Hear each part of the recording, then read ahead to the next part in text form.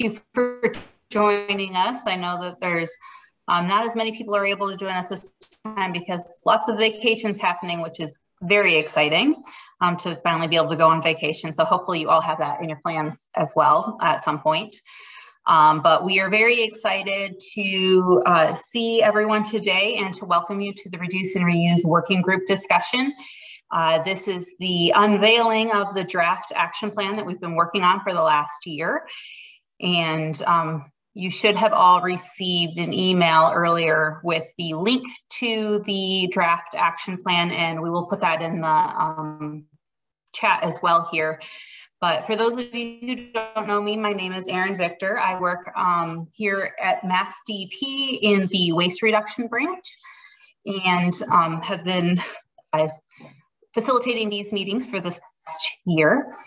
And today we are mainly looking for input on the action plan. If you had a chance to review it, that's great. I'm going to do a quick summary and we're open to any level of feedback at this point. And there's also going to be a form and an opportunity to continue providing feedback through this form through July 15th. So don't feel like you have to have everything you want to say today down, but certainly we will welcome comments today. That's the point. So as the agenda says, I will do this, give a brief summary of what's in this action plan and how we got here. Then we'll open up for discussion. My wonderful colleague here, Rachel Smith, will help facilitate the chat. Let anyone who comes in late join us. And then if you want to speak, you're able to unmute yourself. Just use the little hand raising icon or have your video on and raise your hand. And Rachel will call on you during the discussion part, or you can also just share things through the comment chat button as well. And then we will wrap up with some next steps about what we're doing next and a couple of announcements, and then we'll adjourn at 12. If we need this whole time, it depends on just how lively our discussion is. So, but we will not go past 12. Other mention, I didn't add the slide that I have used in the past about how to use Zoom. I'm assuming at this point we're all Zoom experts, but if you can please, if you haven't renamed yourself, please go ahead and do so. You just click on yourself, your name in the, where you see the participants in the column on the right. Rename yourself with your name and your organization. That will just make it easier for the discussion to know who to call on.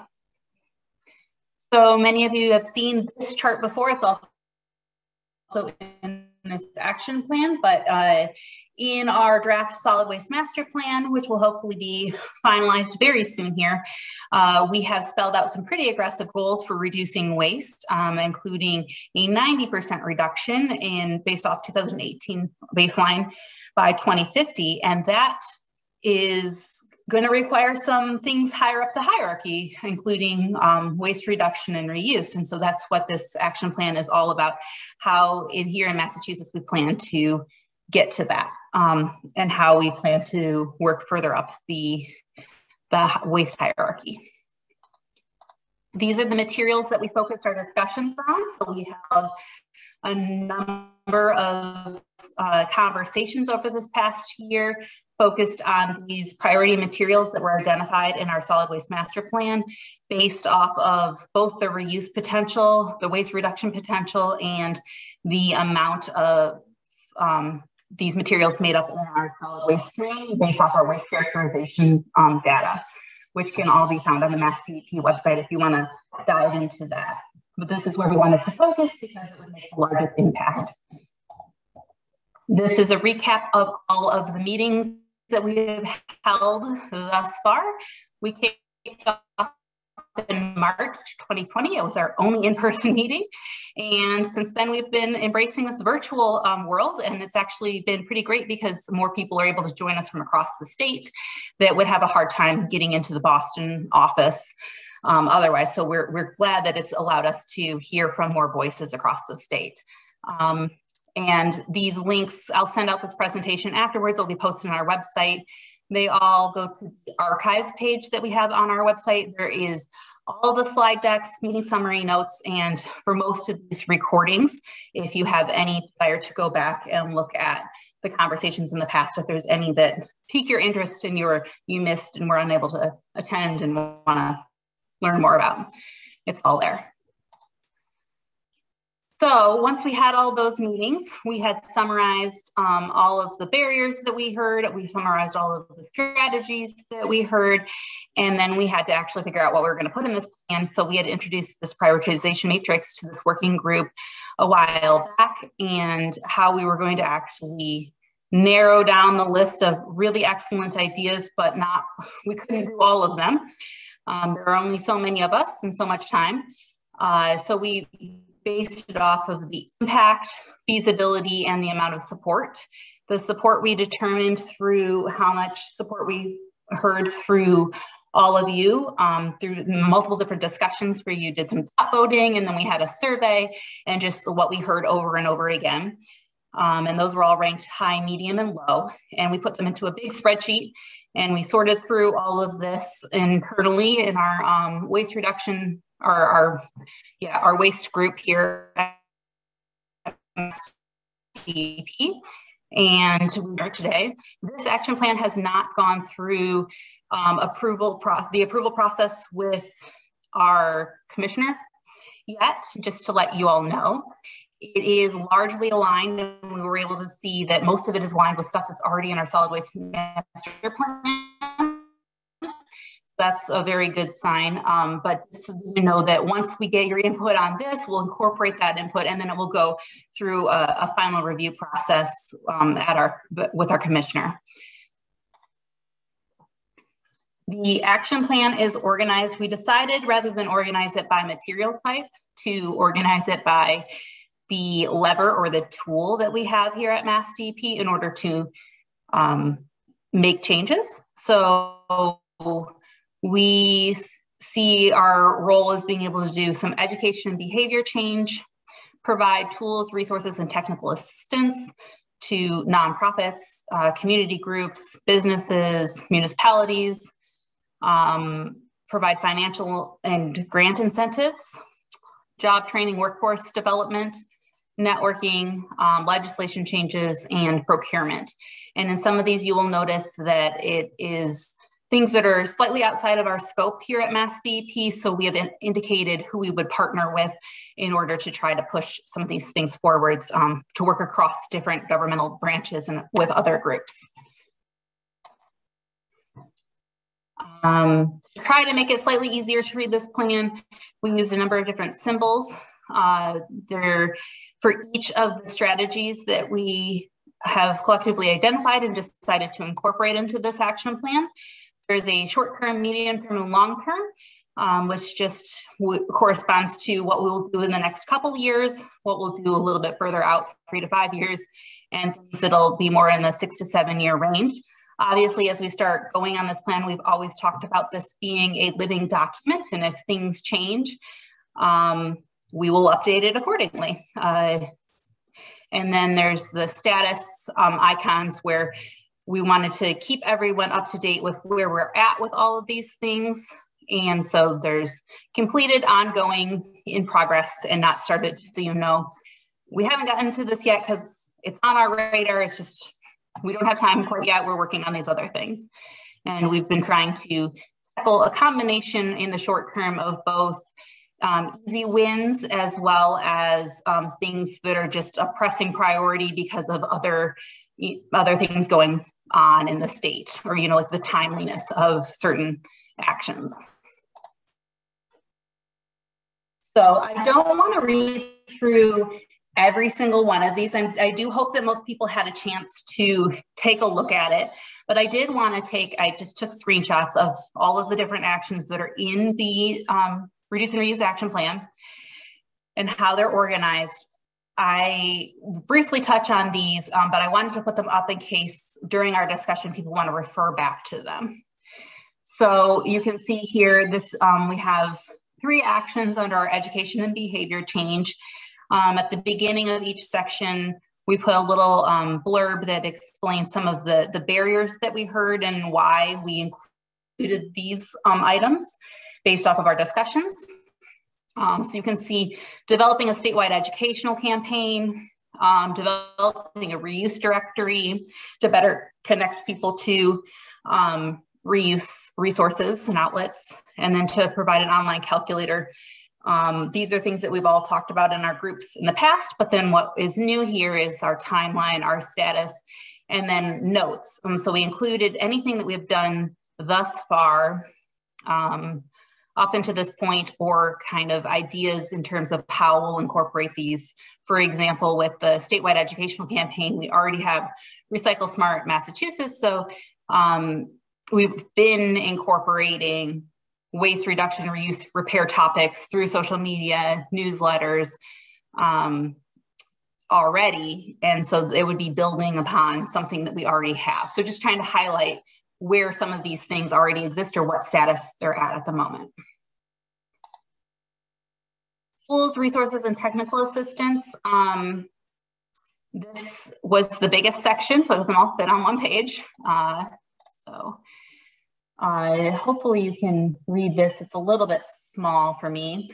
But there's a ton of things in here, including promoting local repair and reuse events, providing guidance and technical assistance to restaurants, colleges, and universities to switch from single-use to reusable foodware systems, identifying and sharing model ordinances focused on food serviceware. And then we have a list of other ordinances here: historic preservation ordinances, model procurement policies for buying durable, repairable, and refurbishable manufactured goods. And yeah, again, I'm not going to list all of these, but please take, if you haven't opened it up already, open up the link to the action plan so that you can follow along and see your favorite ideas made it into this or didn't, and where we're at and how you feel about it. Grants and financial assistance. These are many things that we are going to just be building off of. We have a lot of grants in place, and so we've identified ways to improve these grants or add to these grants related to reuse and waste reduction, as well as a couple of things that we wanted to start prioritizing through our financial incentive programs. Training and workforce development. This one you'll find that a lot of this is MassDEP supporting and partnering with other groups. We don't have current job training and workforce development programs ourselves, but we do realize this is an extremely important way to help promote skilled and semi-skilled workforce is one of the barriers to reuse and repair. And so to increase that capacity, we've identified ways that we could partner with pre-existing programs or other organizations to help make this happen. Networking. We have started some of this process through this group, through the listserv that we've been running, and we want to continue to bolster that, as well as foster some specific partnerships that came up in some of our furniture, fixtures and equipment reuse discussions about disconnects between different players in the state. Legislation. This is again one where we indicated pretty early on that MassDEP itself does not write legislation, but we can certainly work with the legislature to advance some of the things that we've been discussing in these conversations, and that is well in line with what we have in our draft solid waste master plan as well. And then we also considered updating the health food codes around takeout containers at food establishments as something that would be, it's not quite completely in our jurisdiction, but we would partner with, and we have partnered with PH on things like this before. And so we look forward to continuing those conversations. And then lastly, I believe this is lastly, is procurement, and we've identified ways that we can leverage state and local spending in order to help bolster reuse and repair and refurbishing instead of always buying new. And those programs, some of them we mentioned here, several of these things do exist, but it would be adding on to this and continuing to work with OSD and their EPP, which is Environmentally Preferred Products Programs, and the Leading by Example program at the Commonwealth in order to expand this. In the action plan, you will also see how we plan to measure progress over time. This includes both performance measures, which we consider leading measures. So what we're doing right now, we can see action on, so like the number of grants and organizations that we support through technical assistance and through grant support, the number of hotline requests coming into Recycling Works, which is a program that it is administered by CET, but funded by MassDEP, that are related to waste production and reuse. They're ways to see how much involvement there is on reuse, and we would hope to see an uptick in all of these over time.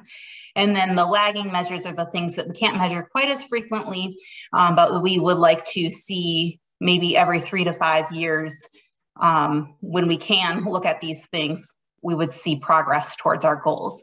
So this would be the actual results from the grant programs that we award, then a number of library of things and tool lending libraries and repair events we would hope to see grow over the state.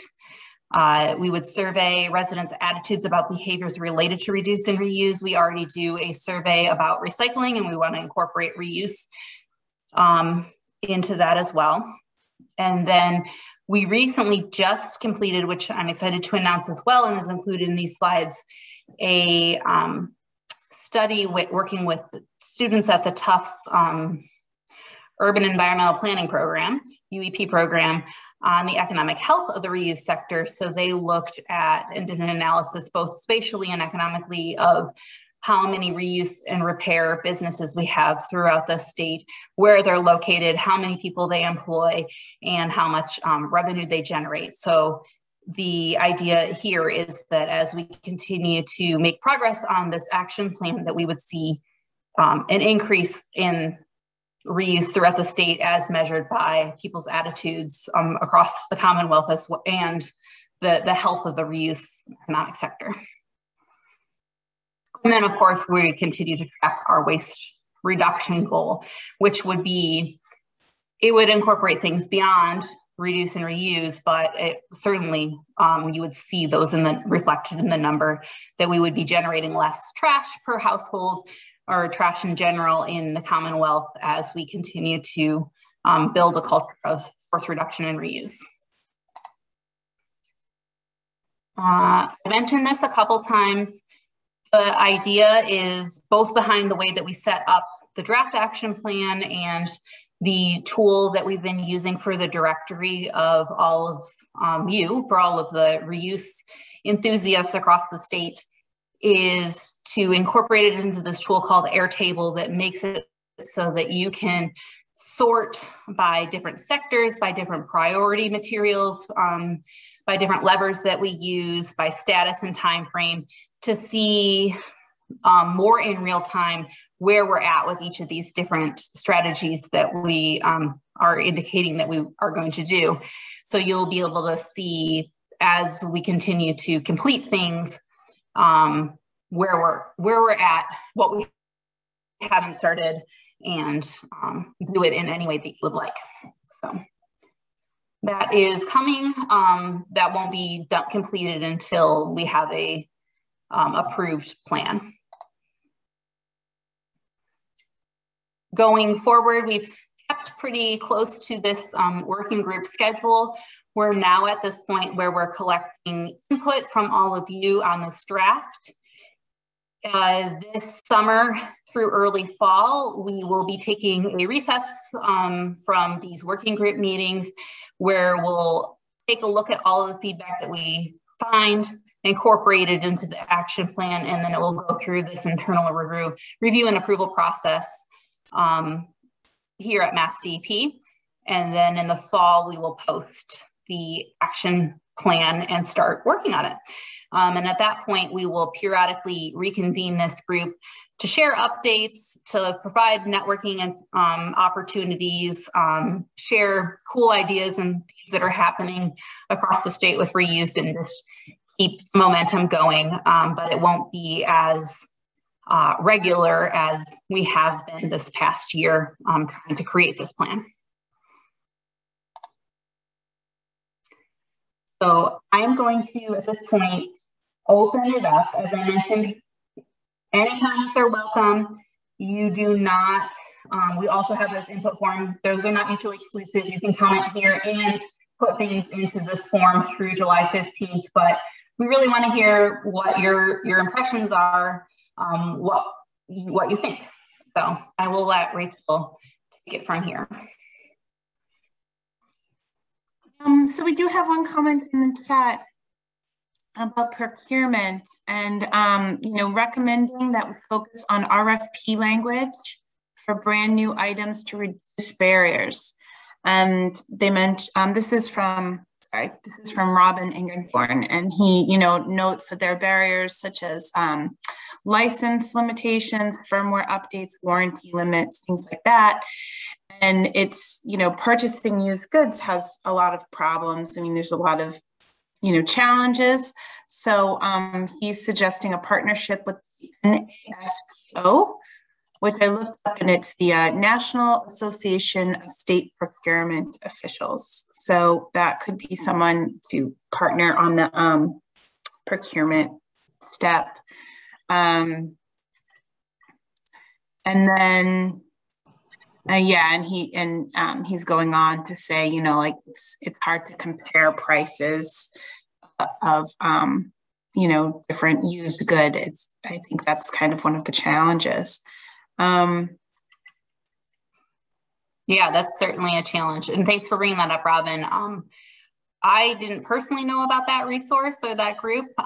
It's very possible that our OSD department does know about that, but if they don't, we'll be bringing it up and having a conversation about that. So yeah, maybe we're part of it. I don't know.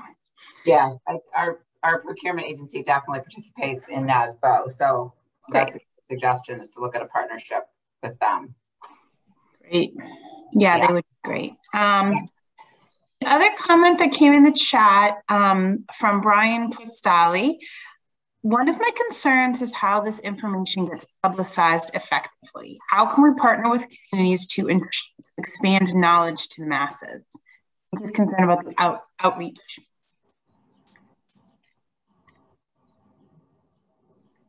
You're muted, Erin. Yes, I am.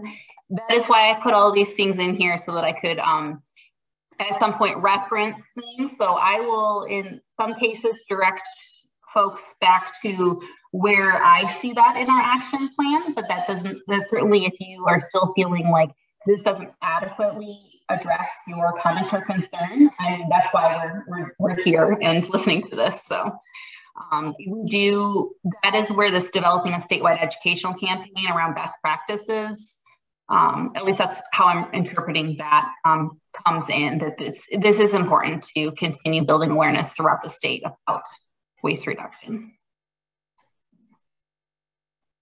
I'm going through the list. I don't see anybody with their hands up. If you have any comments or suggestions. Hi, it's Dana from the Furniture Trust. How are you? So first, thank you for all of this great stuff. It was really great to read through it and get better acquainted with everything that's happening. I have a question specifically about incentives for businesses. I see a lot of legislation really around reuse in other areas, and obviously from the furniture side, I'm wondering if there's incentive for businesses to really think about reusing and helping with that, because I really feel like, as we've done sort of our research, that's what we're seeing is the biggest barrier to people wanting to think differently and not just put furniture in dumpsters. So Dana, you mean, hi Dana, it's Brooke. And thank you so much for incentivizing businesses, right, to sort of think not default to the dumpster, Yes, which is the traditional way of dealing with things, but to to think outside the box and make sure that their good furniture gets a second life. So that's a really That's a really key issue. One that is near and dear to your heart and that I know you've been working on. And I'd love to hear from other folks on that as well. I think that's one of the big challenges that we need to figure out. I mean, in some ways, the cost of disposing of goods, so in other words, the cost of landfill or, take stuff to the trash, is one disincentive to throwing it away. And, sort of the good news, at least from our perspective, is that it is costly. We don't have many landfills in the Northeast, and our waste energy facilities are ancient, and it's not cheap to throw trash away. As compared to other parts of the country where there's, landfills are plentiful and the easiest and lowest cost thing is to throw it away. So we have that going for us, and yet still, even with the high cost of disposing of trash, it still is sort of the afterthought, or the, oh yeah, maybe I could have reused that, as opposed to just paying for it. I think we've sort of, gotten used to, yeah, trash just costs a lot to throw away. That's the way it is. So we do need to figure out other ways to incentivize businesses. The city of Boston has a zero waste strategic plan. I know obviously you work in areas outside of Boston as well, but that's one, I don't know if we have anybody at the city of Boston here, but where we could start thinking about that too. Cambridge as well has a zero waste plan, but very, very good question, and one we need to ponder. And I'd love to hear from other people who have ideas.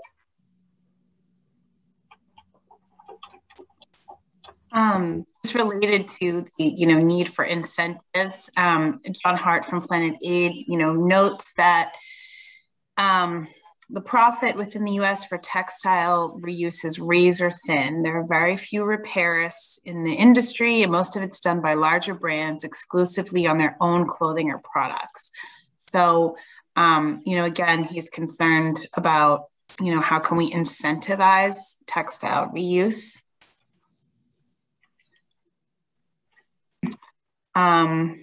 Let's see.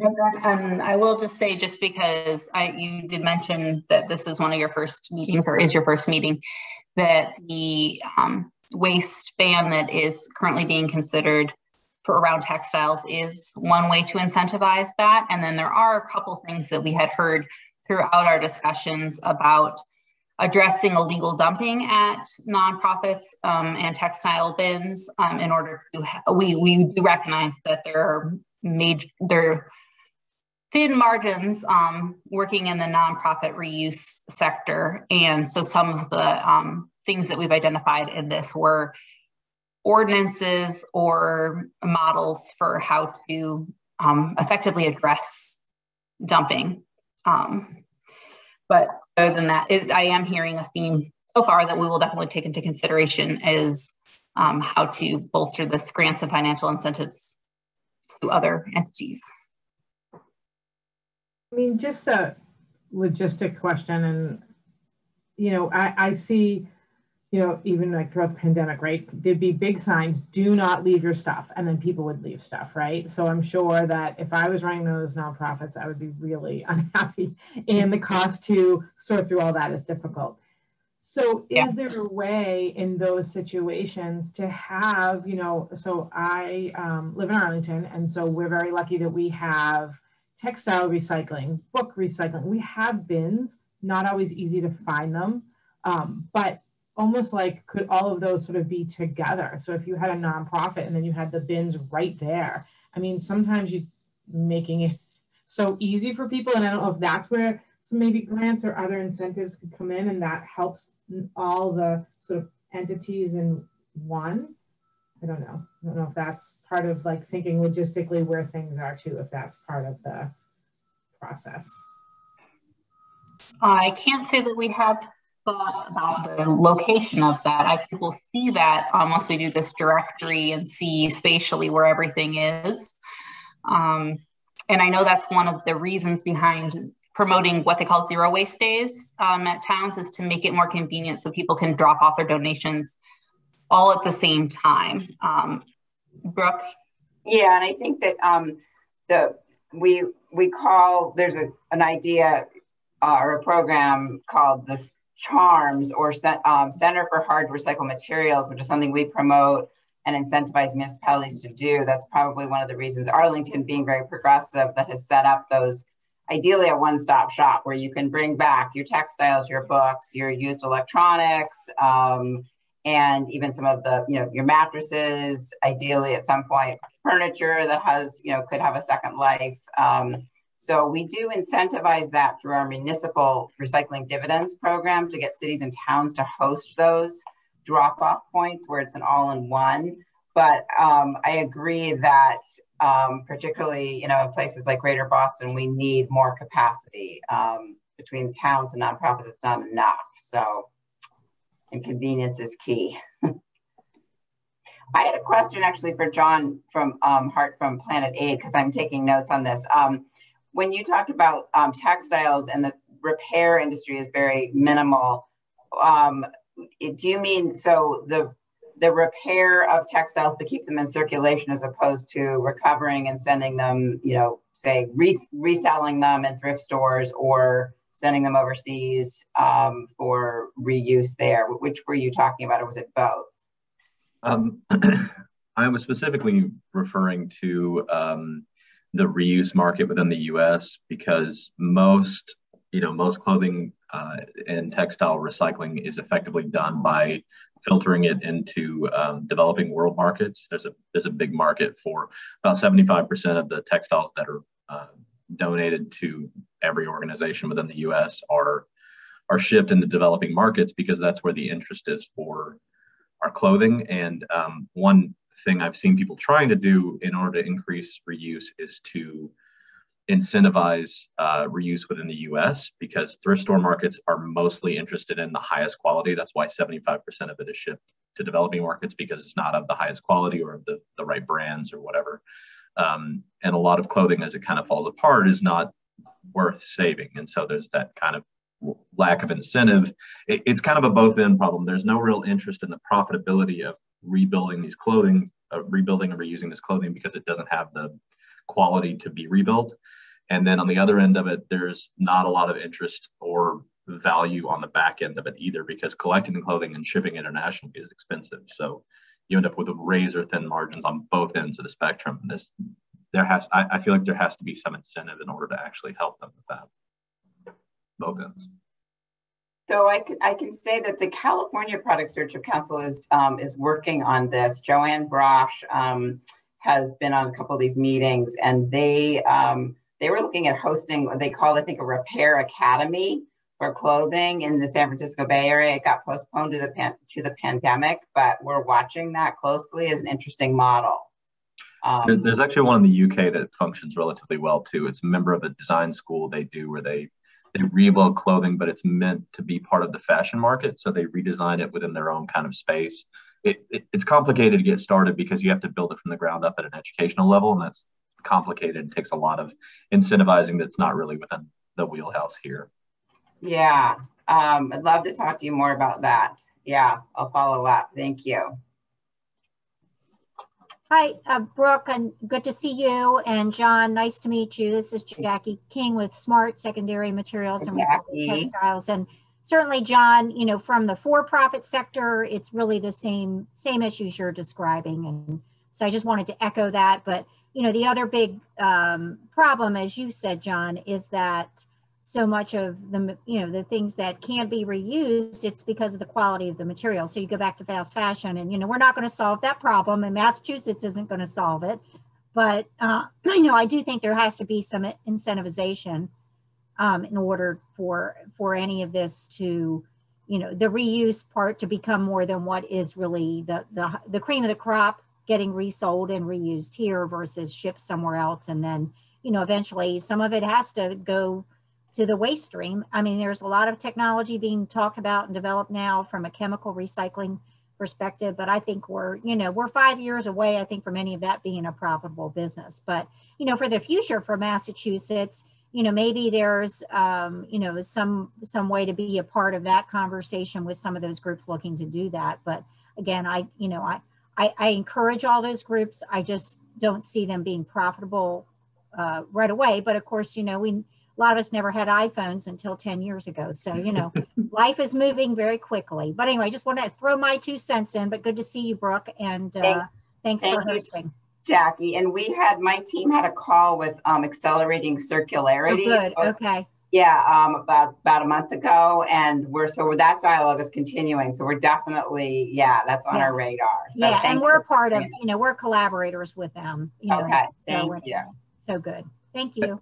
And I really quickly, I just want to follow up with that. I don't want to take up too much time because textiles is such a small piece of this, but I do want to say that I think I would guess we're probably decades away from actually seeing this be beneficial, because even in groups like H&M that are trying to develop these biochemical reprocessing plants and things like that, there's been no profitability. They just lose at least 30%. Like textiles are so cheap to manufacture because of the way they're manufactured that generating a reuse market for it, especially within the US, is just at least decades away, I would guess. And to be fair to the broader part of it, you know, getting it into both markets, the US market and thrift stores and in the international market, is just so complicated still that, you know, we have to kind of dance around a lot of this. And so I appreciate what you're doing. I just wanted to share. I think that's complicated. Somebody mentioned Patagonia, which is in the chat, which is a great example of this too. They do the repair, but only their own stuff. And H&M does the same thing. They just repair their own stuff. Yeah, so there's some other comments about textiles in the chat, but I'm going to move on to Joyce Lassagne, because she's had her hand up for a while. So if you want to ask your question or comment. Yeah, hi everyone. Just a great draft plan, I think, from the MassDEP team, and thank you very much. A lot of these group meetings have been really helpful in us fashioning some strategies. I'm in charge of developing a climate action plan for Andover as a sustainability coordinator. Obviously, waste and reducing waste is a part of our strategy, but typically what happens with waste is that is a very small slice in a community's carbon footprint. And the reason for that is not because the tonnage themselves and the hauling and the recycling parts are, you know, inherently not energy intense. They are. It's just compared to the raw energy usage that we have in our buildings and our transportation system, it's just such a small fraction. That is interesting because if you think about it, what we're talking about with waste is the end product of all of our manufacturing efforts, right? And waste is only small because we're not adept at capturing the full carbon footprint of the manufactured process, as in the embedded carbon in each and every one of the products we use. If we actually accounted for that, I think, you know, a lot more attention and a lot more emphasis would be placed on reducing and reusing, right? And hence the education, the behavioral change that's necessary. I'm just wondering, there's sort of a blatant hole, I think, in this plan, in that it does not discuss what Massachusetts is doing really well, which is placing an overall emphasis on the, you know, sort of decarbonization of all of our sectors. And manufacturing has got to be one of the lion's share of our carbon footprint globally. And if you can extend the life cycle of your iPhone for like a year, it makes a huge difference. So I'm wondering why it is that we have a new climate bill and DEP's role in it isn't very well described in terms of this reduce and reuse concept, which I find to be incredibly compelling. So I can speak to that a little bit. The fundamental problem, and you've hit on a key issue that the state of Oregon has addressed and how they measure climate impacts, is that we only measure carbon and climate impacts in state borders, which of course is absurd. I've had this argument with the head of our climate strategies unit. I mean, I had this argument with her 5 years ago, and basically that's how our laws are written. That's how our climate plan is written. it's so, you know, the phone, you know, most all of our electronics are made, you know, on the other side of the world, basically, and we're not measuring. And that is why when we only measure what we throw away, as you said, there's that iceberg model of for everything you throw away, there's 70 tons. 1 ton you throw away, there's 70 tons upstream in extraction of raw materials, refining those materials, making the materials, shipping them to consumers, et cetera, et cetera. So it's a massive problem. EPA identified this and came out with this model in, I think, 2014 that looks, instead of at a sector-based, it looks at the consumption-based model of carbon and climate, which says that 40%, if we look at it from a consumption-based, 40% of what we consume, eat, use, drive is where greenhouse gas emissions come from, not the little teeny sliver, which is just the end of the pipeline. So we need to start having that conversation, I think, with people, with the climate leaders. There is this group called the Carbon Leadership Forum that's become very active in Boston. They're looking at buildings primarily right now. And and that's because the building sector has developed codes such as LEED adoption that looks at the entire life cycle of the material chain, right? And they want sustainable forestry. They want all the building materials to be cataloged in terms of their carbon footprint. I'm wondering if MassDEP is interested in working with DOER and others to start identifying the waste with the highest amount of embedded energy, and at least focus on those, develop programs for those, start to change the consumer behavior so that they understand the impact of buying a high turnover t-shirt. It's not just, you know, sort of child labor and all of those, you know, sort of the massive quantities. It's also that they're contributing to greenhouse gas emissions. I would encourage you to put that comment, use our Microsoft form to put that in there, and to start reaching out to, I'm not supposed to really say this, but communicating with leadership at DEP and even with legislative folks about this, because we have to get this issue on our radar. And I know we've got a ton of messages, so I want to— Incredibly short-sighted not to think about that. So totally agree. Yeah, we appreciate you bringing that up, because Brooke and I have both been saying this for years now. So the more people that bring it up, hopefully we can be heard. Yes, this is Claudine. This is something that's definitely been on my mind. You know, I studied extensively the life cycle analysis and, you know, embedded carbon in various materials. So, you know, I have thought about you know, the overall life cycle, or the you know, the greenhouse gases associated with the management of waste and materials, you know, in planning efforts. So something that, you know, I have discussed, you know, with my supervisor, but it's an excellent point, and we'll, you know, be sure to keep it on our radar.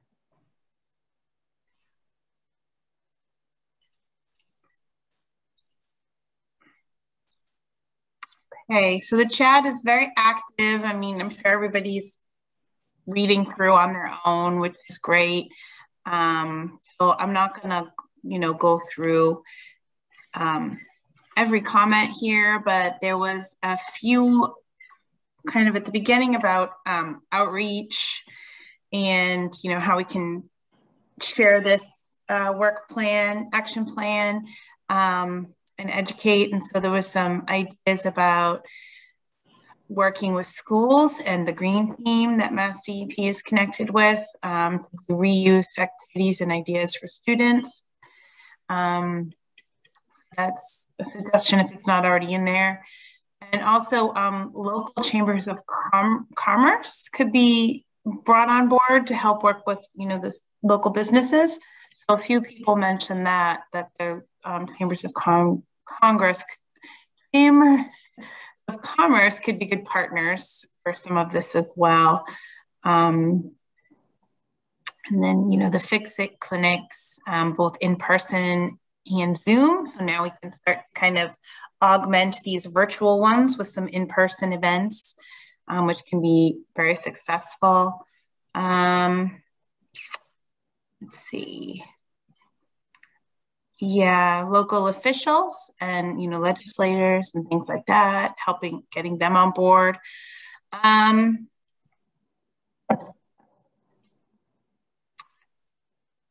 So yeah, I mean, like I said, it's kind of hard to like read through these all, and I'm sure you all can do it. But Cindy Aaron has her hand up, so if we want to unmute Cindy to see if she wants to expand on anything.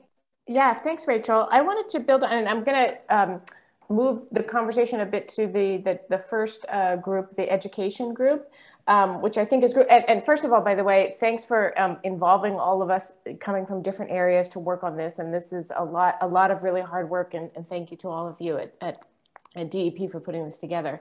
So in terms of the education piece, I wanted to, it sort of occurred to me between, you know, the really good comments that Joyce had about how do we really look at waste in a bigger sort of carbon picture.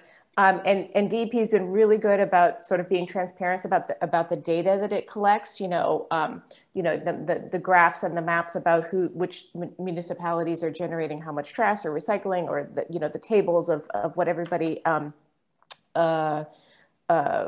reports every year, but maybe some help on the education on the education side for some of us advocates, like things that we can report, to the community about, what greenhouse gases, even if we don't get to the full, sort of carbon impact, but just talking more about how much, greenhouse gas emissions for, incinerating this stuff.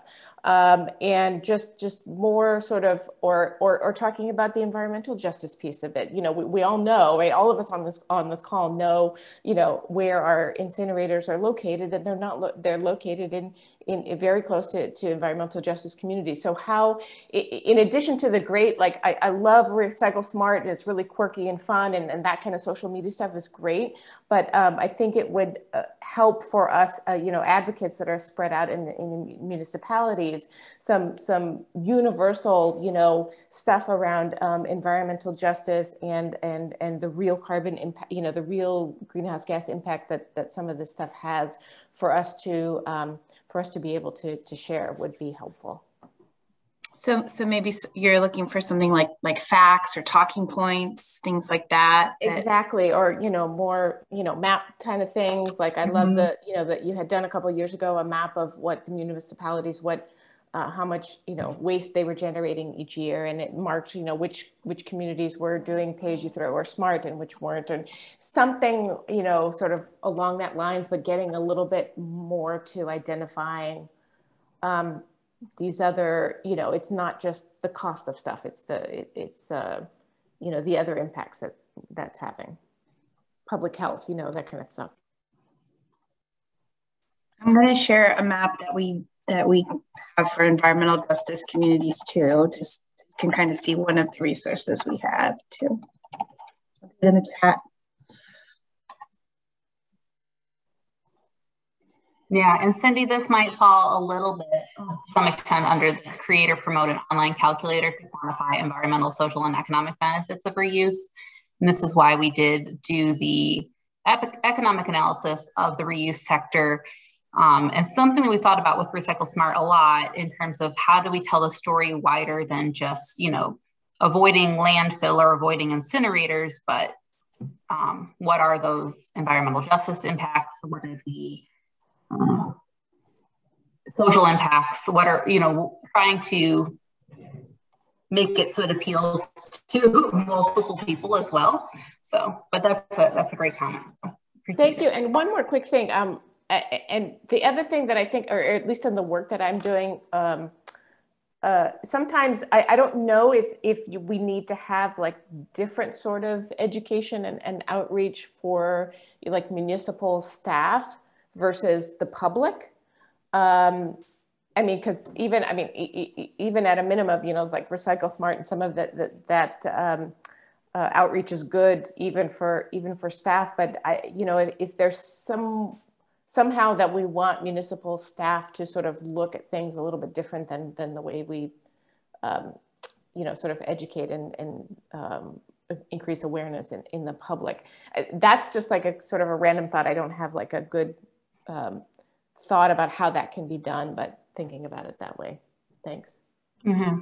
And to me, it makes me think, Brooke, especially that this idea of the statewide education campaign, who are our target audiences for the statewide education campaign? And maybe that's broader than like just what we've been doing with Recycle Smart. Maybe that is, yeah, schools with the green team, municipal officials, businesses. So. Michael Orbank has his hand up if you want to chime in. Sure. Hello, everyone. My name is Michael Orbank. I'm a sustainability manager at Commodore Builders. So I'm coming at this from a kind of a construction side of things, but currently there are a lot of owners who are asking us to achieve a certain waste diversion percentage. And what I'm finding out in my networks is that it's not very difficult sometimes to hit these maybe 75% waste diversion rates. It takes a little bit of effort, but once you really get into it, there's a wide range of waste haulers who can very easily kind of move these materials and know exactly where to go. Would it be possible for the MassDEP to consider something like a statewide construction, say we want 70%, because then not only does it start incentivizing people to obviously do it, almost mandating it, but it also helps these recycling businesses and then these kind of circular economy businesses as well. Is that something that could be done, or is that almost too drastic as a mandate?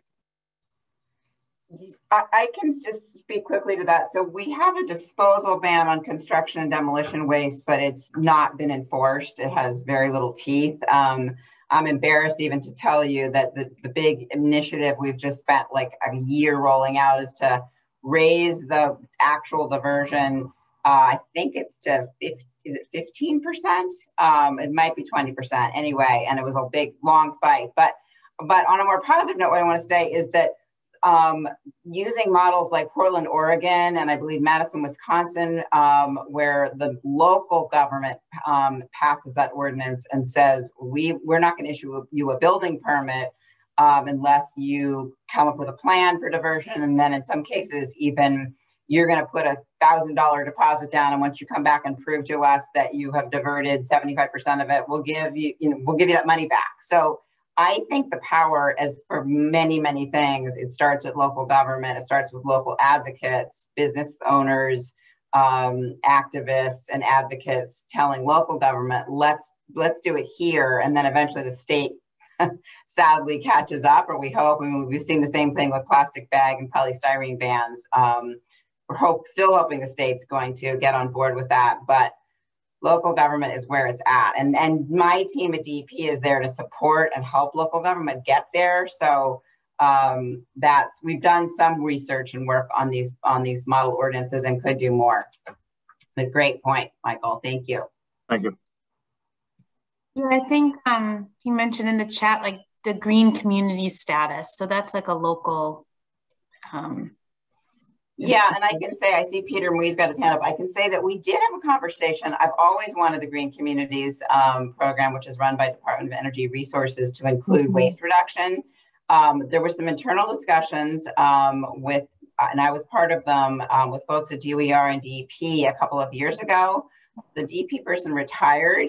I haven't heard anything about it since then, but I'm going to follow up. So thank you for that reminder.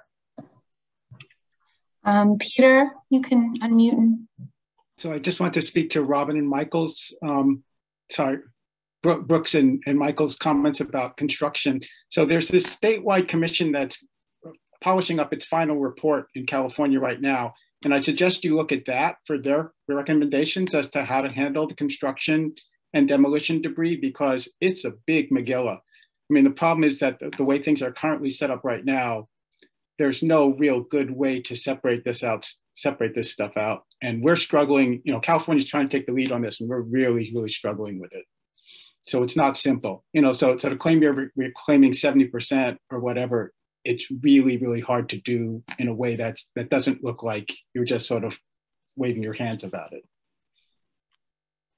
If I could just respond to that. With that, I'll turn my video on. With that, it actually falls a lot on the contractor, because we're finding that if we're just sending these dumpsters to these transfer stations or sorting sites, we kind of have to take what that day's rate is, and that's oftentimes like 50 to 60%. But kind of putting the importance on the contractor side and saying like, hey, listen, you have to sort at the site, actually it becomes much easier to get those higher rates. And like I said earlier, me and a lot of industry equivalents, other larger construction firms are finding that if we put in that effort on the sites, if we go in, we make sure we sort everything properly, not only is it making owners happy, but it makes everyone else's life down the line much happier. And we know exactly where to take some materials. We take all of the wood and we go to one single location, we take all the scrap metal. But I would agree with you. It is pretty difficult kind of buying into that, but I found that once it's bought into, it's very successful. So that's why I had mentioned maybe kind of like, once again, I don't know if a mandate's proper, but saying, hey, listen, you need to hit this percentage. It's going to force people to get creative. And once people start getting creative about it, I think it's when we'll really see those kind of, as I'm calling a circular economy companies, really start coming up and feeding into that and taking those materials and doing something with them, because it creates an immense amount of materials that people don't want to throw out, which are highly reusable. Yeah. And this is Steve Changaris. And I just wanted to speak to that. I'm with the National Waste and Recycling Association Mass Chapter. And it's a little bit about what Brooke said. Just think of the job site that was just described, where there was an aggressive project management by the management team to divert material. Those 10 or 15 or 20, you pick a number, remaining containers that have C&D debris in them are sent to the site. It's very hard for my guys and companies to get to 70% based on that, because the materials that are sorted earlier have been taken out of the stream. So we're dealing with sort of a residue trying to hit the 70% number at the theoretical level. And Brooke, that's the other shoe falling about the dialogue in the C&D world, because a lot of the stuff is handled up front, and particularly on the bigger jobs. Brooke, you're more right on smaller jobs. You know what I mean? There's all kinds of different variations of the truth on this one. But if there's a load with a lot of separable, recoverable material, my guys are pretty good at getting that material out of the bin with the C&D infrastructure, processing infrastructure we have. The dilemma is, if there's been a lot of upstream source separation, we're left with some much more difficult to manage materials when it hits the transfer station and becomes subject to the C&D waste ban. So again, Brooke, don't feel so bad. I mean, and you're getting that from an industry advocate, so maybe you should feel bad. But you know, in my worldview, the development of that policy has been very reasonable, and you know, it's a good thing because it's keeping a lot of heat on the operators, while the DEP is moving towards that goal of reducing and eliminating more of the material from being disposed. So, you know, it's a process, and we're looking for an end result, but we're not going to get there for a long time, it seems. Thank you. Sorry for the diatribe.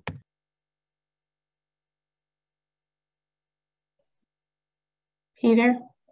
All I'm saying is that the California Statewide Commission, its report is due in a couple of months. They've been working on this for a year. Your report's due after that. Just look at their report and see what they're recommending along lines before finalizing your report.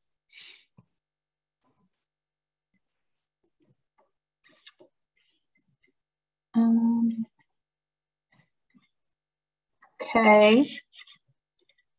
Let's see. There's some comments about electronics. You know, working with nonprofits to collect electronics for reuse. They're, you know, one of the highest embodied carbon, Robin notes. Yeah, and there's some more chat about, you know, repair cafes, and Peter's gonna add a link to an upcoming one, a fix-it clinic. So yeah, that's still going on. Anyone else want to chime in, speak up, or chat? Or I'll repost the link to the document as well, because, you know, if people have time, like after the call, they think of something that they didn't talk about, this would be where to put it. Hey, Robin Ingerthorn. You gonna unmute? Oh. Yeah, sorry, it took me a while. I hesitate to to chime in with this again. I know that it's a point I've made before, but I do want to urge DEP to keep mentioning the General Mining Act of 1872. I know that we all get tired, we feel hopeless because the Interior Committee at the US Senate is, senators from Massachusetts don't get on it, because they don't have federal lands, and because they're not on it, that's why this subsidy that also affects petroleum. But if you were to get even a penny, because there are 0 royalties on any materials mined from federal land, and if you were to get a penny an acre, it would raise a tremendous amount of money, but B, when I got Senator Dale Bumpers of Arkansas to speak on this in the 80s and 90s, just the threat and speaking about the subsidy spooks the raw material markets. Every time Dale Bumpers gave a speech, futures values of mined metals went up, recycling prices went up. So I know we all get tired of speaking about a subject that seems so out of our control, but I also want to tell you that if generations go by and everybody just forgets that this massive multi-billion-dollar royalties giveaway, the game is fixed. That's why we have a throwaway culture, because we've made raw materials free, and we've become convinced that they are free and that there's nothing we can do about it. But just keeping that message going out there can by itself, it caused Noranda, for example, one of the largest mining companies, the president of Noranda in Canada gave a very famous speech in 1999 saying, we have to invest in electronics recycling because there is a threat to tax, to add royalties to what we're mining, and we've got to diversify. So anyway, just talking about it should not only be me. It should be you guys. That's my 5 cents. Yeah, Robin, we have it in the list of strategies, as you know. It didn't make it into the action plan, partly because of what you just talked about, of not really having a concrete way for MassDEP to act on it. But that will be posted, all of the strategies, and you are welcome to continue bringing up at all these meetings so that we can get more people advocating for it. Yeah. We're not tired of hearing about it. You keep raising it so that at some point we can figure out how to organize and address this.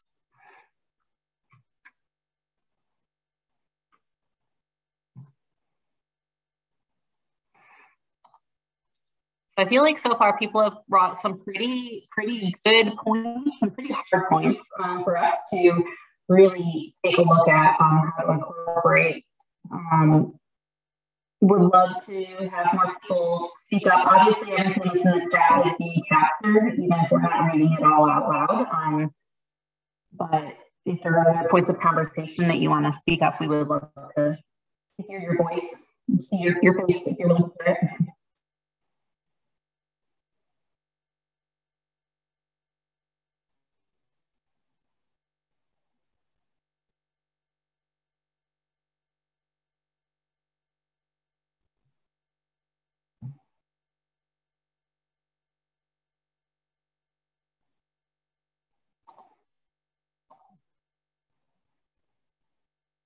There doesn't really seem to be much more chat. So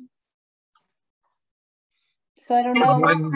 One question, if I may. Just remind me, because I read this a few days ago, and it kind of is a follow-on to what Robin was talking about companies when they're manufacturing, basically considering the end of life and what happens to the things. Is there anything addressing that area in this plan?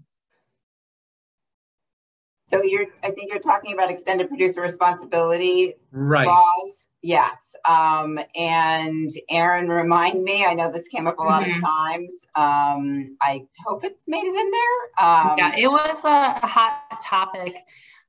We put in here with working with the legislator to advance waste prevention and reuse legislation, including extended producer responsibility systems for packaging and electronics, a statewide ban on plastic bags and polystyrene takeout containers, right to repair legislation, and incentivizing the purchase of secondhand items through a sales tax exemption for a set day, week each year. Those were some of the topics that were brought up multiple times. As we've mentioned, with a lot of these things, we don't write legislation, but we do support the idea of companies of extended producer responsibility. Okay. And wanted to make that clear in here and continue those conversations. And this is where, I mean, as Cindy brought up, I mean, this is where we depend on our local advocates. As you know, state agency, we're basically, we're invisible to our legislators, sadly. What we don't really get to communicate with them. It's other than our senior management and legislative liaison, which is sort of it's a pretty broken system. It's not like that in every state. For some reason in Massachusetts, there's like a Berlin Wall between agencies, at least between DEP and the State House. But that's where local advocates have so much power and have demonstrated that power by making, by basically taking it up and saying, all right, we'll do it locally, and then engaging in dialogue with legislators. So again, we'll be implementing those EPR, extended producer responsibility laws, when they get passed. We hope it's a when, not an if. I think we might be getting close on paint and mattresses, which is a good place to start. Electronics, maybe someday. And so anyway, but this is really where the power of local advocates and municipalities that are progressive minded and want to take up the issue need to use their voice. Hey, and Brooke Changaris again, and Aaron, thanks everybody. It's been great discussion. We always have to reduce and reuse more, repair, try to get life out of the stuff that we use every day. Someone referred to me personally as a cobber. I mean, I'm the duct tape king, and I try to patch stuff, and I'm epoxy.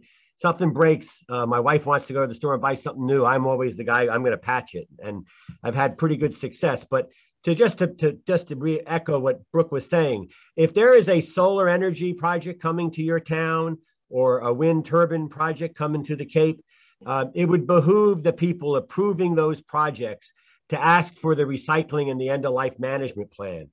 Because, I think I've seen some of the discussion. I'm not sure exactly what the requirements are. I don't know if the DPU is requiring it or they're just talking about requiring it, but it doesn't make a lot of sense to me when we've gone through all these issues and there's all this, hubbub about, EPR and end of life and reuse and all this other stuff, that we have a whole new genre of stuff coming online to solve our energy problems.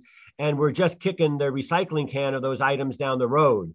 And if nothing else, there ought to be a cost element built into those projects that at least guarantees along the lines of the bond. And you mentioned the California example earlier. A lot of those communities have the bond that, we have a diversion target in this town. If you're going to build a building or a complex, and you have to produce evidence to us that you hit our diversion targets and our reuse targets. And if you don't, you're going to forfeit your bond or pay a penalty. So the same thing should be being done as we advance the wind projects off the Cape and as we do more solar cell conversions and the like. It's just simple. I mean, again, it boggles my mind that it's not already being done, but I'm just a peanut gallery guy. Thank you. Steve is right. Thank you, Steve. Very good point. I want to let Hein speak first, but then Claudine, maybe you can speak to some of the solar panel and electronic or wind turbine reuse, because I know that you've been working on that. Yes. So As of now, we have a draft white paper. It's not yet public, but we've done you know, extensive research on you know, the state of PV recycling in the U.S. As well as here in Massachusetts, and we've had assistance from you know, MassDEP funded recycling works as well as others. Yeah, that is something we are, you know, certainly on our radar. We are, you know, continuing the research on that. I, you know, discuss this on various calls, you know, all the time. So it is on our radar. No, it's an excellent point. I'm just not quite sure what else we can share at this time.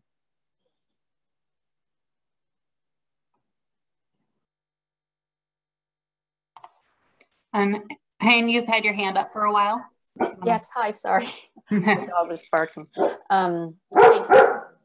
Thank you so much for all the work that DEP has done on this.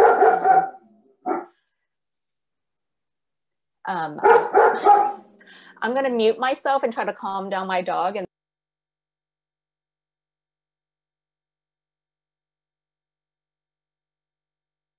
the dog clearly has strong feelings about the reduce and reuse plan. That's what I was thinking. If only we could understand. I hope they're good. We just need an interpreter who speaks dog.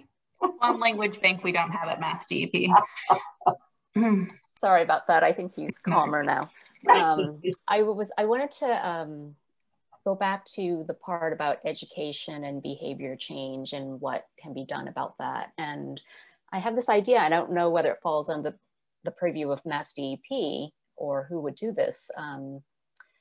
But I think of this really successful ad campaign done by the Ad Council, the anti-litter campaign. Everyone's probably familiar with that. And just how effective that was at shifting everyone's attention away from the manufacturers of the waste materials. And so I feel like, why can't we use the same playbook, but in reverse, and, you know, create a PSA ad campaign that that celebrates waste reduction and reuse and repair. You know, something like with textile repair, for example. I think that there's still this there's still a stigma around wearing things that are visibly repaired, and even though there's a movement towards making it seem cool, it's not mainstream. And I feel like the perception around that can be changed with a really successful ad campaign. And I don't know, has DEP ever engaged in any sort of PSA type campaign? We have done public service announcements and ads around recycling. It's been about 20 years. So we had radio PSAs through a recycling campaign in the early 2000s. So it's certainly not out of the question.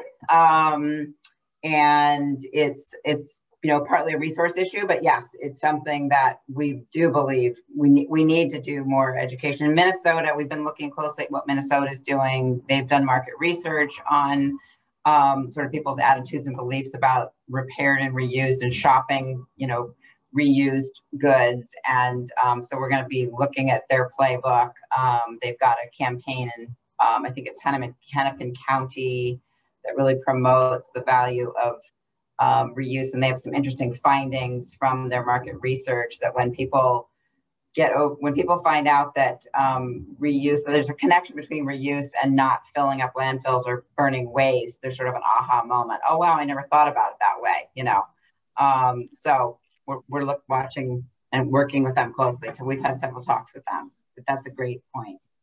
Yeah, and just in terms of like educational tools, back to Cindy had mentioned, you know, like maps and that sort of thing. I was just looking at the link that Rachel had shared with the map that shows where environmental justice communities are. It would be helpful, and I don't know whether this already exists, but if there was a map that shows not only where the environmental justice communities are, but that with where incinerators are located, like just having a tool like that readily available, I think would be helpful to us as a nonprofit to sort of educate our community and raise awareness about the links between those two things. We do have that mapped. I have to find out whether it's been published, but that map has been made. It shows incinerators and landfills and transfer stations. It's overlaid on environmental justice populations. So I can find out what the status of that is. Great, thank you. Sure. I just jump on that. I thought that was a great idea about the PSA. I was thinking about back when I was younger, and all of the different ones they had on, like, remember it always told you like turn off your faucet when you're brushing your teeth, like things that just like quickly stuck with you.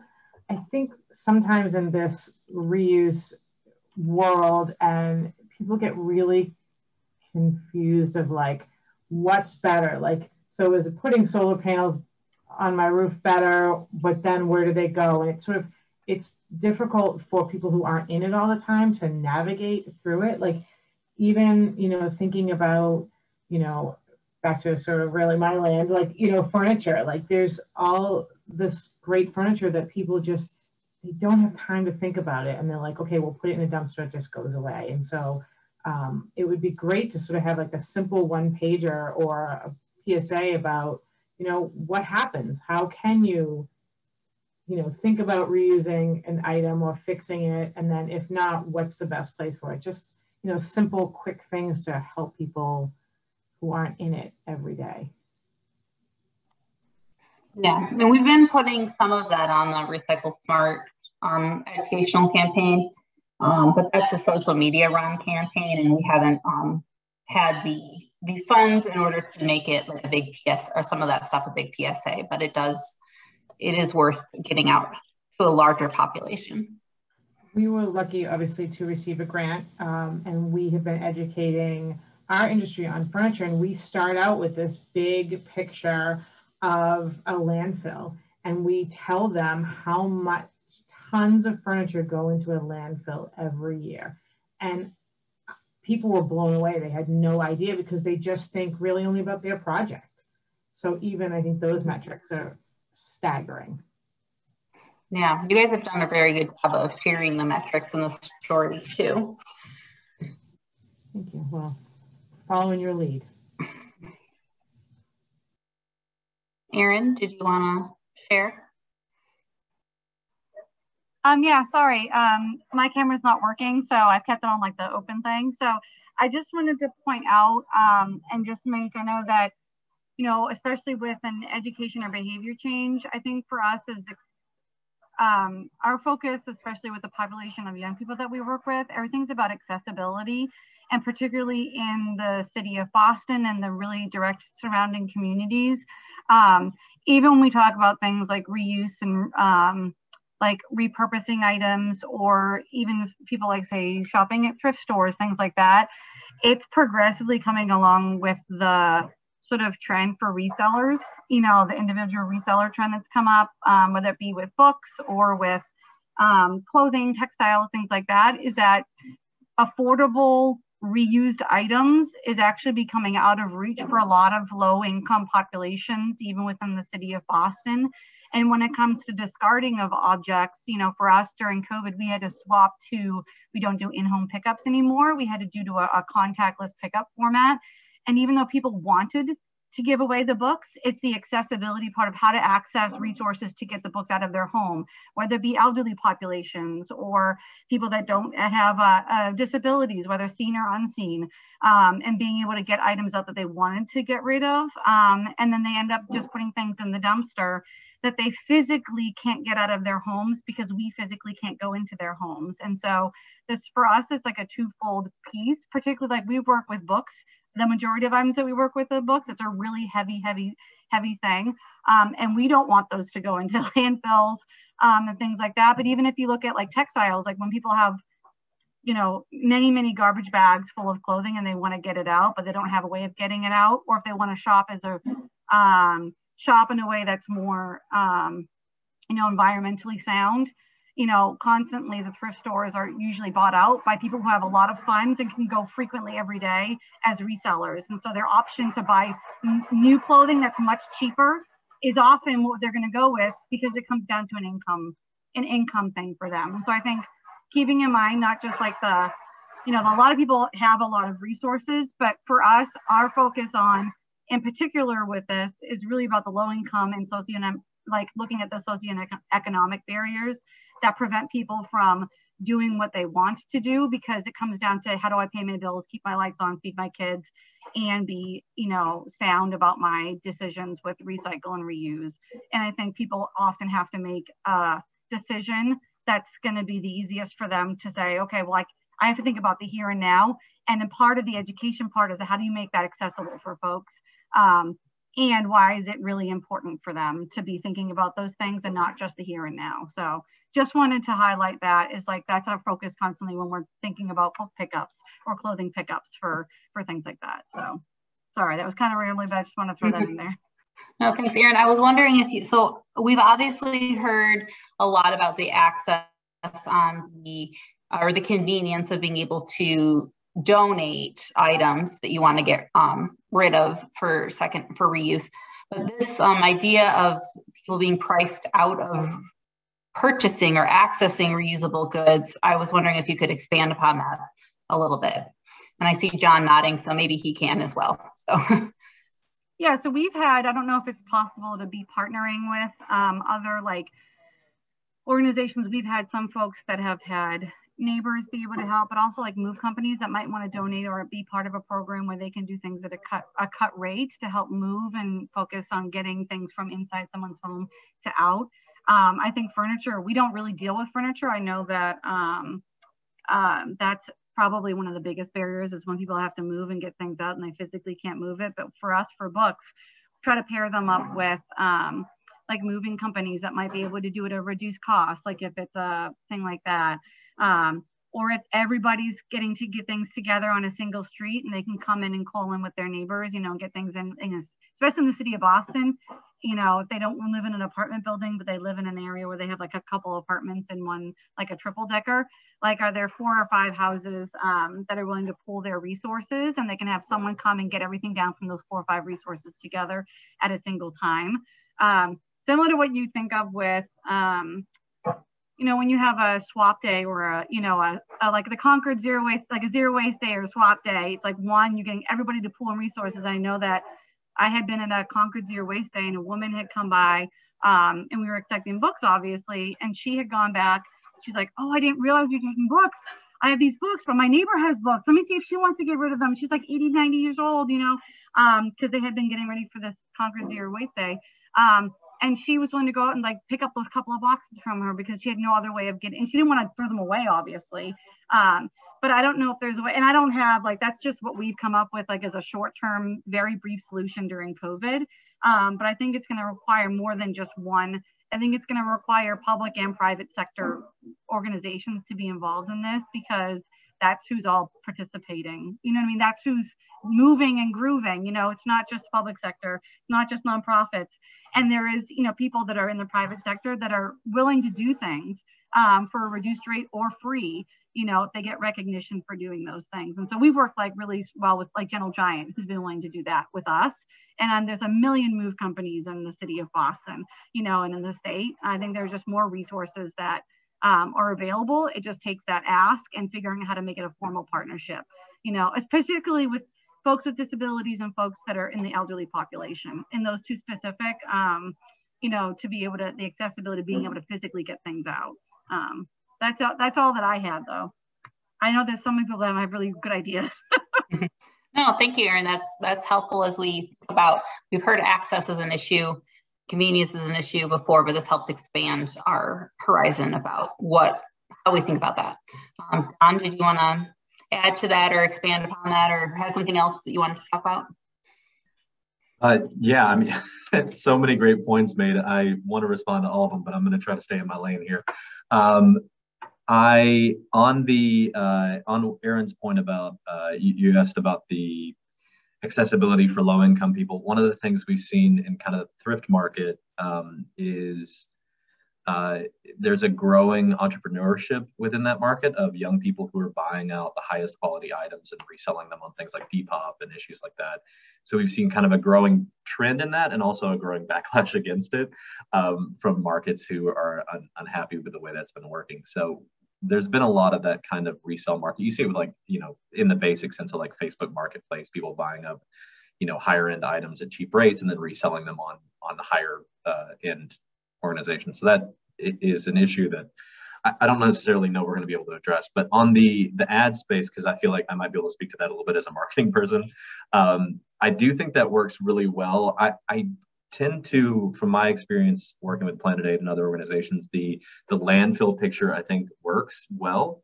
But ad copy and ad campaigns are really expensive, and a lot of the time it's best to just start young with people and kind of put pressure on the people who make decisions. I'm from the generation where the Ninja Turtles told me to turn off my water faucet whenever I was brushing my teeth, and that stuff worked. I mean, we've run into that with, as you've kind of seen, you know, Gen Z come up. They are kind of driving a lot of environmental change and starting to become a bigger part of the market, and marketing to them specifically, and kind of trying to help push that narrative around the positivity around wearing reused clothing, and, you know, kind of pushing the need to reuse items like furniture, and how maybe kind of the positive aspects of it, not just the negative, like here's a landfill, maybe more like here's my really cool entirely thrifted set.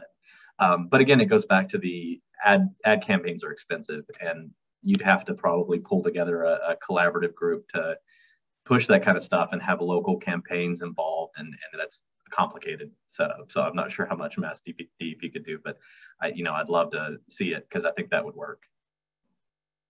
And I'm going to shut up because there's so many great ideas. I was just thinking that's great. Yeah, we don't have the budget, the $14 million budget, to do a lot of these ad campaigns like some of my friends in the for-profit sector, but we do, through Recycle Smart, have done a lot of social media, and we haven't done a lot with like TikTok or I don't even know all the names of the younger ones, Snapchat, and like with our school team, we've talked about Green Team and like what we can do in schools. And that's a good point of reaching a younger audience, which is something we could probably do, even if it's not a multi-million-dollar ad campaign, in some sort of effective way. Well, and I'll just really quickly, in response to that, throw out the big, I'm from Texas, and the biggest, environmental campaign there was Don't Mess with Texas. And they spent very little on that actual ad campaign. They just kind of drove the messaging to local markets, and people picked it up and ran. And sometimes that's the most successful ad campaign you can do, is just take a small amount of money and say, we have produced this, will you talk about it? And then sometimes it'll hook and you can get it, but it's tough. Mm-hmm. Well, can I just say, one of the other things is that, you have these green teams, right, that are the youth. So why not do, I don't know, like a contest with them, like have them create different ones and you guys review it and use that, and then that becomes the campaign, and it didn't cost you really anything. A great idea. Rachel, are you taking notes?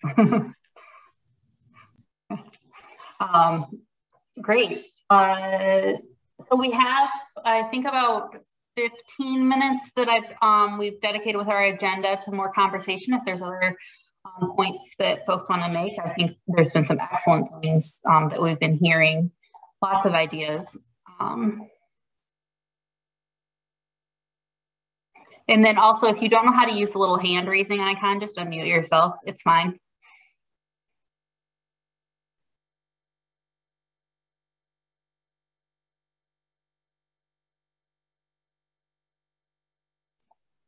Hi, I put something in the chat about black plastic, and I was just wondering what other communities are doing to deal with the, enormous volume of black plastic, and or eco-friendly alternatives for takeout containers.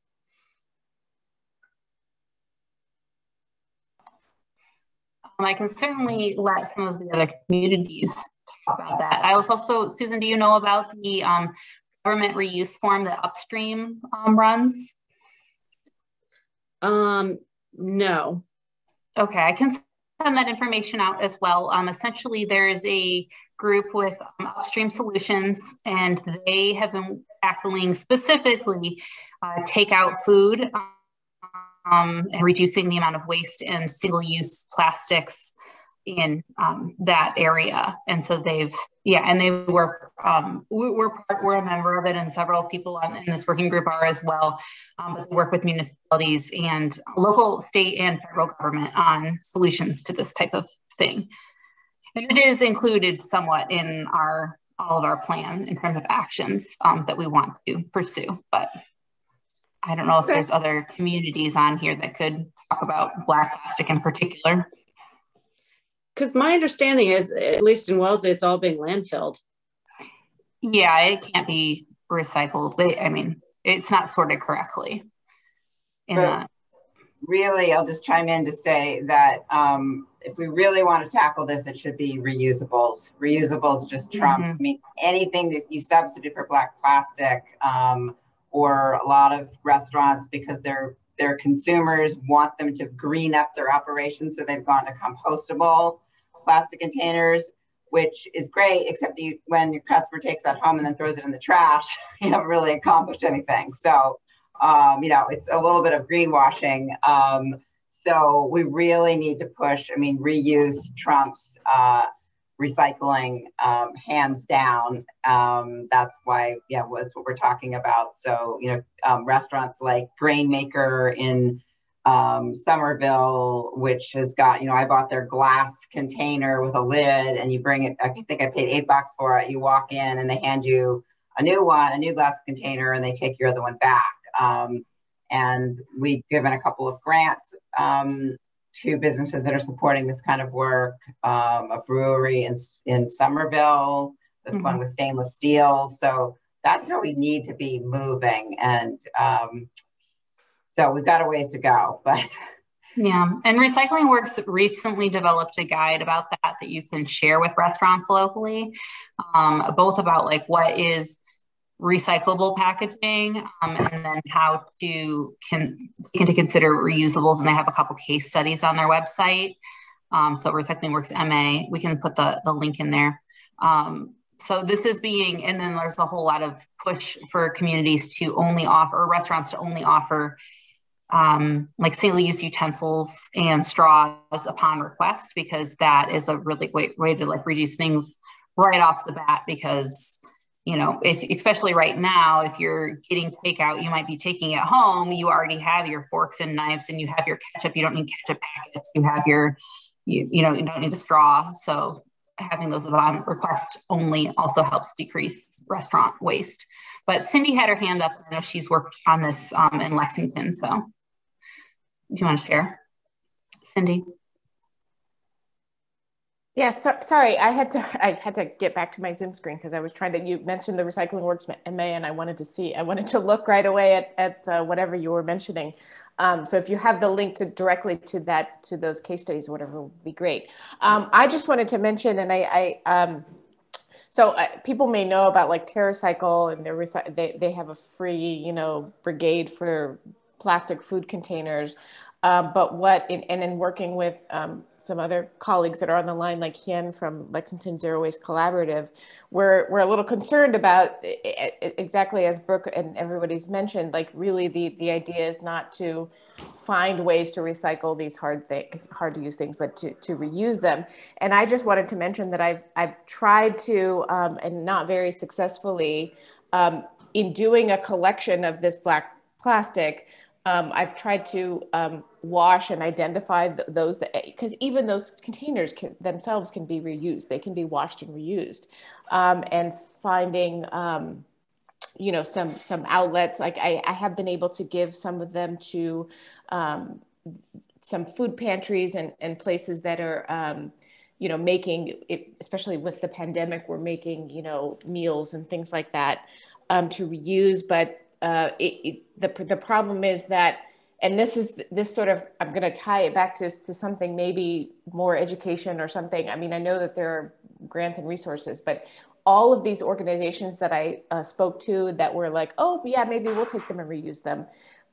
They're like, oh, but we have to wash them.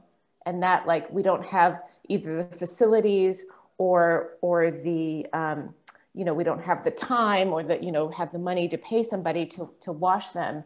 And I know that we're talking about companies or, you know, sort of bigger ideas of reuse, but maybe there's also sort of like smaller ways that we can help places reuse stuff with again, with ideas about how, you know, what kind of. So I completely agree.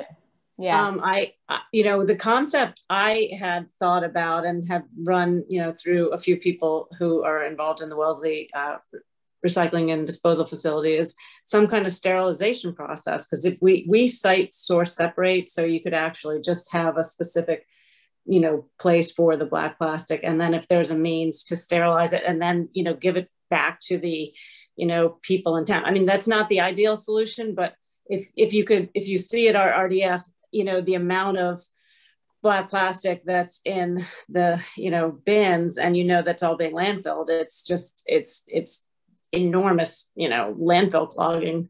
So anyway, I do agree. Like, we've also floated through the restaurants the concept of you know, these reusable takeout containers, and they're not embracing it, you know, at the moment. And, you know, we're not willing to go to a black plastic ban, so that, you know, we'd have to force the issue. So anyway, there's no easy solution. And I also work with Wellesley Country Club, and we've been trying to find more eco-friendly takeout containers, and there just aren't good alternatives. I've been working with Recycling Works and the Center for Ecotechnology, and we're all sort of on a mission to find something, because right now they've now moved to these compostable things, you know, that we were just talking about. And if you don't industrially compost them, it's not a great alternative. So it's just, sorry, go ahead, Brooke. Oh, I just wanted to say that I just posted in the chat the link to Upstream. They have done a huge amount of work on this, and there's case studies on their website that shows that even factoring in the cost of extra labor, a dishwasher, and purchasing the, say, stainless steel, glass, whatever you have, it saves money. So we need to start educating people to say, there's documented case studies, investing in, and the same has been true from schools. I was on a webinar last week where the Austin Public Schools, Austin, Texas, have implemented an incredible program to green up all of their food service, and they've brought back dishwashers, they purchased reusables, and they're saving money. So it's understandable that the first reaction is, this is going to cost me more. But again, it's going to be chipping away one by one. But there's some great case studies on Upstream, a fact sheet, reuse saves money. Because I really think that just switching to a different type of plastic is putting our energy in a place that's ultimately not going to deliver the long-term change that we need. We really need to be going back to like our grandparents' era, or maybe our great-grandparents' era, where you know, you ate in a diner and it was all on China, and if you got takeout, well, maybe you brought your own container. No, I completely agree. I mean, as we all know, sustainability took a huge hit during COVID, and it's going to take a little while to, you know, build back. I just wanted, this is Molly Ettenborough, City of Newburyport Sustainability Manager. I just wanted to echo some of the things that people have said, but I think reducing the takeout containers is huge. And Brooke has mentioned to me before a company called GoBox. They're in Portland, Oregon, and they're in a city in North Carolina. And I think it would be great to have more towns and cities doing things like that and looking at it, because compostable is not the answer. Even the industrial composters can't handle all the silverware. But speaking of composting, I love the idea that someone was saying, let's talk about the highest waste impact. And so we know that composting is one of those. So I really want to stress that we should have a matrix of highest waste impact, maybe in this report, and composting would be that. I was thinking of working with our local housing authority. There's a USDA grant that just came out for composting, and they are obviously very concerned with environmental justice. Our housing authority does some recycling, not great, but they do no composting whatsoever. So we're looking into that. We have quite a few large housing authority buildings, but I think every town has them and has affordable housing. So I think looking at composting with affordable housing is an interesting one. And then I've always advocated since I first started in this job and agree with many of the other people that have talked about this, that DOER and DEP need to work together. And green communities, I do all the reporting for that for Newburyport. They could easily add waste as a topic area to, maybe they just tie it with retrack, but they could add that. LEED has already, is developing more tools around waste reduction as well. So maybe looking at the LEED waste reduction tools, not just about energy, but about waste reduction might be good as well. Yeah, we have talked about LEED standards and like how can, I don't know what we do about those, but it would be great if they did include more. They include some reuse. I think they're developing a certificate for waste. LEED is, okay. If they haven't already. In terms of the composting, I just wanted to mention that early on in these discussions, we had originally had that food waste in this, and then because we have an organics action plan also, okay. That ended up getting put there. So those comments we can still, we'll take those in partnering for organics, but we will just pass that along to the organics group that's working on this. All right, great, thank you. And then Peter, if you want to send us off with the last comment, and then we'll move on to next steps. Wow, I get the last word. You sure do. Okay, first thing is that, I was looking for the source, but in California, my understanding is we passed a law this year that basically says that all in-school food service has to be 100% compostable. And everybody's scrambling to figure out how to fulfill this. So when they come back from COVID and go into in-class instruction again, every school in California has to basically do, everything has to be composted at this point. So that's a big deal. The second thing is, in addition to Brooke's link, I added a link about sort of this California Statewide Commission. They did do a preliminary report in addition to their final report that's due. And there's a ton of stuff on black plastics concerned with that. And then the final thing about composting, and I know that's beyond the scope here, thank you for correcting that, is that, yeah, there's a lot of it. And so organic material is important. But one of the reasons why people like Robin and I work on the electronics and the high level durable goods stuff is because there's so much embodied energy involved in both making and disposing of that stuff. And it's hard to dispose of, and it's hard to put back into service. And that's why we commit ourselves to that work. And we thank you guys for doing that and emphasizing that and what you're doing here with repair and reuse. Thank you. Thank you for everything you do. You've really been helpful in all of these conversations informing this action plan throughout the last year.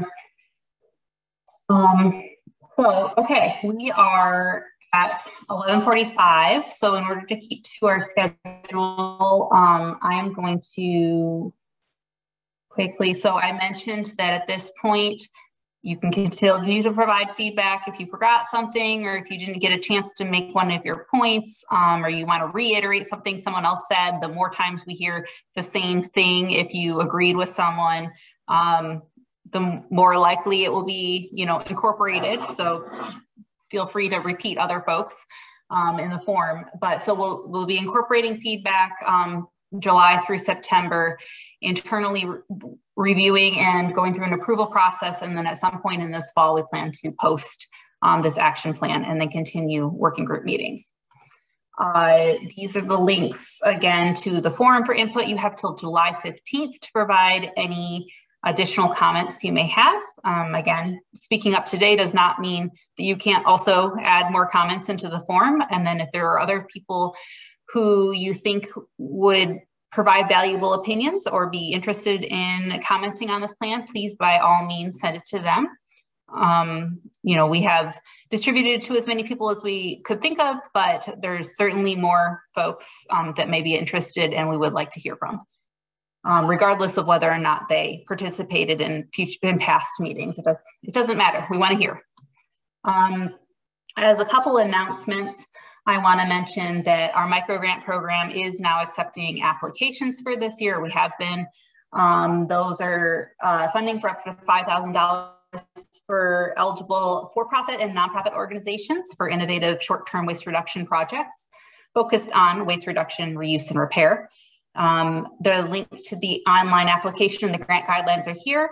If you have questions, I am the one who has been running this, but as another announcement, I'm about to go out on maternity leave.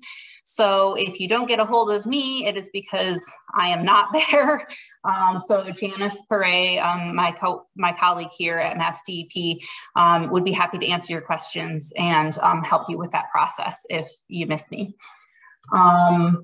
This is the Tufts UEP field project we talked about, where you can see the full report here online with this link, but they did a spatial and economic analysis of the reuse sector. So we have a good baseline for how many reuse businesses there are in the state, how many employees are employed at these businesses, and the amount that makes up statewide of businesses and employment.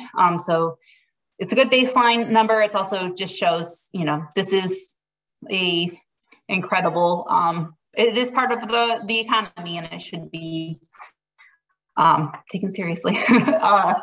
And then there's a reminder, we do have this directory where all of you are in your contacts are in this directory so that you guys can connect with each other offline in between meetings. If you're new to today's meeting, you will be added in there unless you email me and say, please don't. And then you can also use this Reduce and Reuse Network, which is a Google group listserv, to share ideas and thoughts in between, because it will be a while before we meet. But things like this Black practice discussion and what people are doing in different communities, those are really great things to share, because you're not in a silo. Other communities are dealing with these same issues and are interested in these same issues. And working together, we can share resources, share ideas, share thoughts, and you don't have to wait just for this action plan to come out and start being implemented. You can utilize each other in the meantime. And then I'll also just say, that was my last slide, but if there's questions that come up about the action plan or the Reduce and Reuse working group while I'm out on maternity leave, Brooke Nash is going to be the point person for those as well. So reach out to her if you don't get a hold of me. And then it looks like Cindy and Peter both have your hands up. Did you want to say one last thing? Thanks, Erin. Congratulations. Best of luck. I passed on into the chat, and I'll put it in again. Next week, the state legislature is actually having a public hearing on waste and recycling and plastics. So if anybody is interested in making public comments, that's where they should go. Thanks. Excellent. Thank you for sharing that. Great. So with that, I guess I went through the announcements pretty quickly, but we have posted links in the chat. I will also, all these slides will be up on the MassDEP website very soon. And we appreciate you spending today with us, and looking forward to continuing to hear more input. And I hope you enjoy this beautiful summer, or I guess it's technically still spring. Day. Bye everyone. Thank you. Great meeting. Thanks, y'all.